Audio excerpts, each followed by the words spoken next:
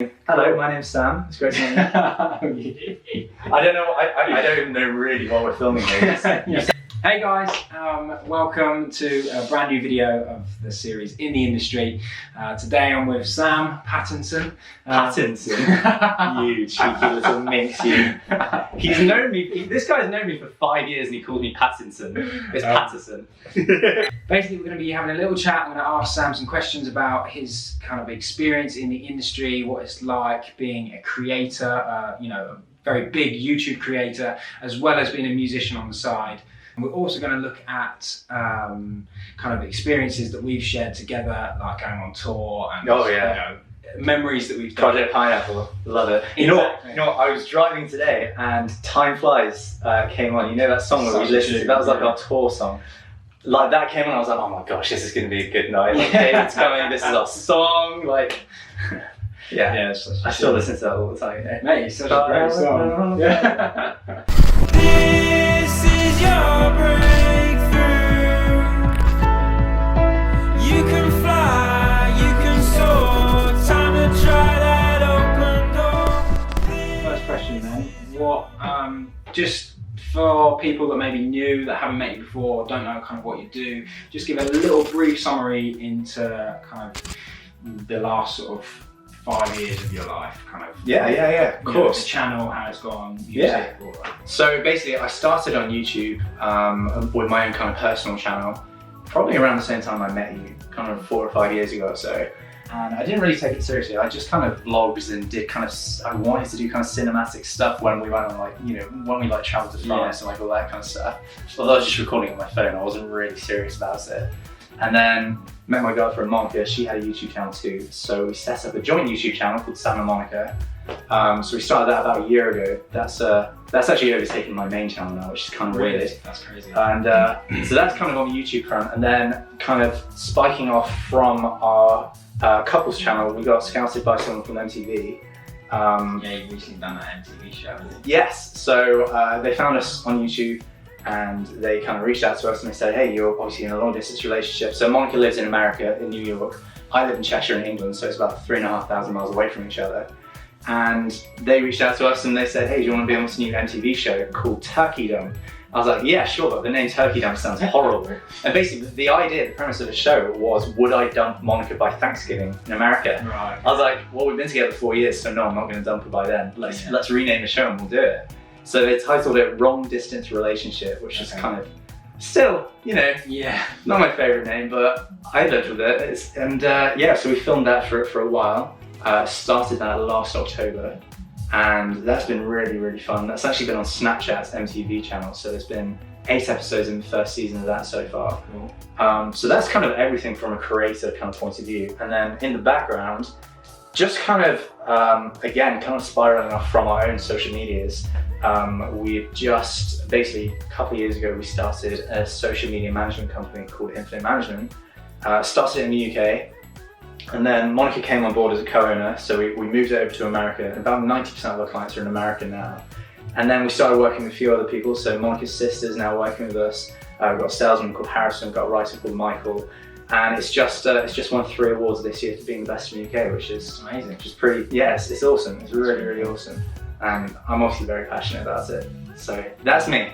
That's what I do. Basically. Cool. Okay, so another question, going a few years back, before kind of you hit the big time. Big time. I wish. When we first met, you were doing kind of a lot of modelling and lots of kind of photo shoots, clothing lines, brands, things like that. So give a brief explanation of kind of your experience within that industry, how you got into it, and kind of your thoughts and feelings around it. Yeah, so actually, I got kind of scouted by someone I knew, someone that followed me on Instagram, a guy called Raimi. He scouted me and kind of signed me to my first agency, which was Nemesis in Manchester, Nemesis Models.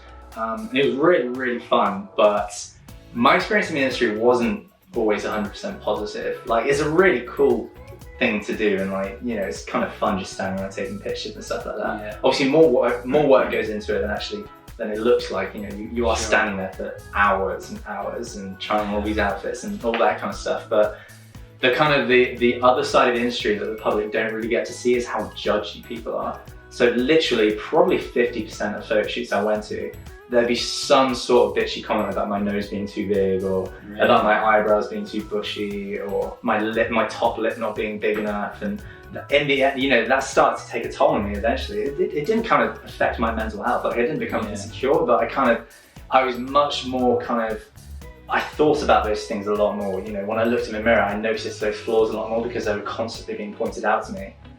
So I wasn't too kind of confident in my image after all of that. Sure. So what advice would you give to somebody new who's maybe wanting to get into modelling? Yeah. You know, from the start, what advice would you give? So the advice I can give to you is go to a legitimate agency straight away. So there's a lot of agencies around the UK that basically want to scam people out of their own money. So I'm not going to name names, but I got approached by a few agencies that were like, oh yeah, Sam, like, we really love your look, we want you on our books, but you're going to have to pay a couple £100 for a photo shoot to then, you know, pay this photographer for a photo shoot and then go on our books and see if you sign any jobs and stuff. Sure.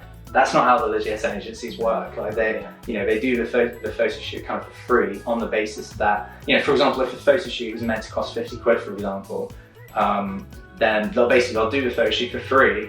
And then if you do need to pay the £50 or whatever for the test photos to build up your portfolio, they'll take that out of your first job. Yeah. So that's a big thing. Do not get kind of sucked into these fake agencies that want you to pay money, because they're just a scam.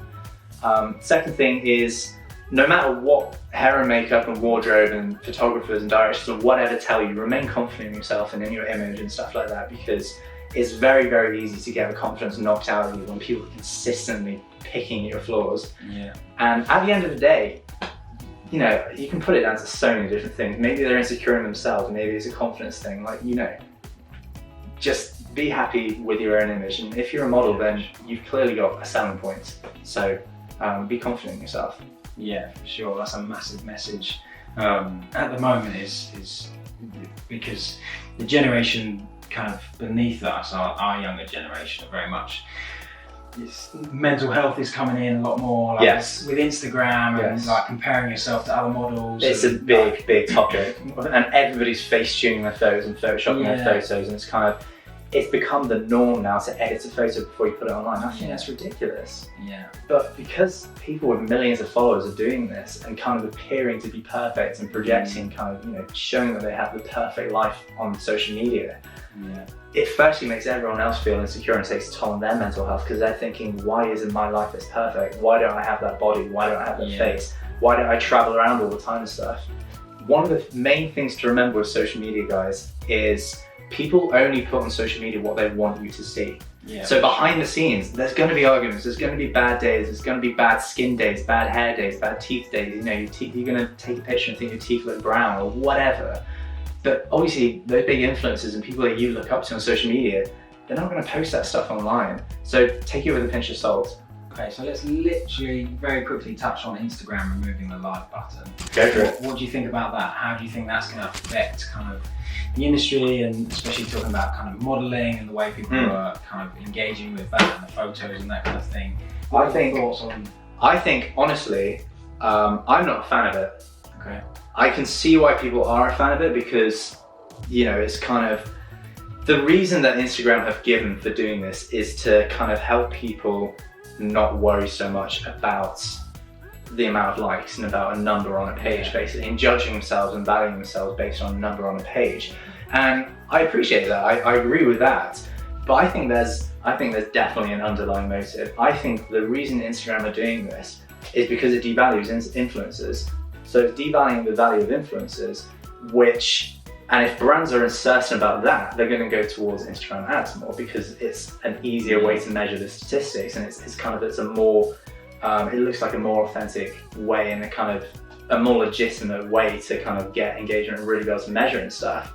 So I think the underlying motive for Instagram doing that is because they know it's going to devalue the worth of influencers, and therefore they can sell more ads. And you can definitely see it on Facebook. Like Facebook, the organic engagement has dropped so dramatically, it's ridiculous. You know, whenever I sign up a new social media client now, I say, if you want to go for organic reach, go for, you know, LinkedIn, Twitter, Instagram, YouTube, Pinterest, whatever. if you want to pay for some ads, you know, if you've got a budget, if you've got a decent budget to pay for ads, at that point go on Facebook, because otherwise you're not going to get any engagement on Facebook. Sure. And I feel like Instagram's going to go the same way. Do you think more focus will be around comments, engagement through comments? No, because that's what people are going to kind of look at. People are going to look to see if there's comments on photos and stuff like that. But anybody in the know knows there's such thing as engagement groups and stuff like that. But so many people can use these engagement groups, and say if you take a photo on Instagram, post it in an engagement group, and suddenly you've got 40 fake comments from other people, and they're not legitimate comments. So those people are only commenting because they know you're going to comment on their photos too. Let's spin on over to the music industry. Yeah, let's do it. So obviously we've kind of had a little bit of time together within that scenario. We've been on tour together. Project Pineapple 2015. We've kind of workshopped songs a little bit here and there. You know, I've definitely sent you demos to listen to and give you feedback on things like that. So from kind of our experiences together in the music industry that we've seen, what would be your kind of high points but also low points that maybe someone who's an artist or someone who's kind of going into the industry, what do they really need to know? What do they need to look out for, watch out for? What advice can you give someone? Okay, something that I would say to people coming into the industry is everybody in the UK industry knows each other. It's very, very cliquey. There's a lot of cliques, isn't there? And you know, everybody who is anybody within the music industry in the UK is going to know pretty much everybody else. And you're going to know who they hang out with. You know, you actually, if you're on social media a lot, you're going to know their fans. You're going to know, you know, where they generally gig. You're going to know where they live, all that kind of stuff. So if you make enemies early, you'll make enemies with a lot of people in the industry because it's very, very cliquey. Yeah, that's my kind of advice. Just be friendly to everyone. Don't look at people as competition, because people are always going to listen and support more than one artist. So be nice to everyone, and then they'll kind of spread the word about you and you'll become friends with pretty much everybody in the industry. Yeah, cool. And from a tour perspective, what advice if someone wanted to go on tour and you know, start a tour, maybe become a touring musician, from kind of the tours that we've been on, what advice maybe would you give someone to really two pieces of advice. Number one is have fun. That is the main motivation for when we went on tour, wasn't it? We literally called our tour Project Pineapple. We're in the supermarket with one of our friends, and we were like, we should go on tour this summer. I think it was in like February, wasn't it? We were like, we should go on tour this summer, meaning like in like 5 months' time. And we're like, what should we call it? We were literally walking past the fruit section, we're like, Project Pineapple! And it was crazy, wasn't it? But it was so fun. Like, we didn't make any money out of it, but it was just fun. I think that was one of the funnest weeks of my life. Yeah. Just traveling around with good friends. Make sure you have very good company, because you're going to be living with them for a week and spending every waking moment with them for a week. Support each other. Obviously, you don't want any enemies on a tour that you're going to be on and, you know, living with, basically. Number two, second piece of advice is, firstly, don't go before you're ready. You may have a few thousand followers on social media and all that kind of stuff, but it's going to really kind of, not necessarily take a toll on your mental health, but it's going to affect you mentally somewhat if you built up this massive sense of confidence because you've got a few thousand followers on social media and you're getting a bunch of likes on your pictures and stuff like that. Then you have a tour, you book a venue for a few £100 and 10 people buy tickets. So just make sure you're ready. Maybe go on some supporting tours, go on some tours with your friends and stuff like that until you know you have a fan base behind you to really kind of, not necessarily even sell out venues, but just at least make your money back so that you can have a fun week. Yeah, and definitely one of the goals that we had was, you know, getting that break-even point. Definitely. When you're touring. And we managed that, didn't we? I think we made maybe 50 quid profit, but that wasn't the motivation behind the tour, was it? It was just a week to have fun. And the point, if you break even, then that gives you flex to be able to do it again. Yeah. You know, making money in music is very difficult, so you've got to keep your budget tight, and so covering those costs at break-even level gives you the flexibility and opportunity to then do it again if you decide you wanted to.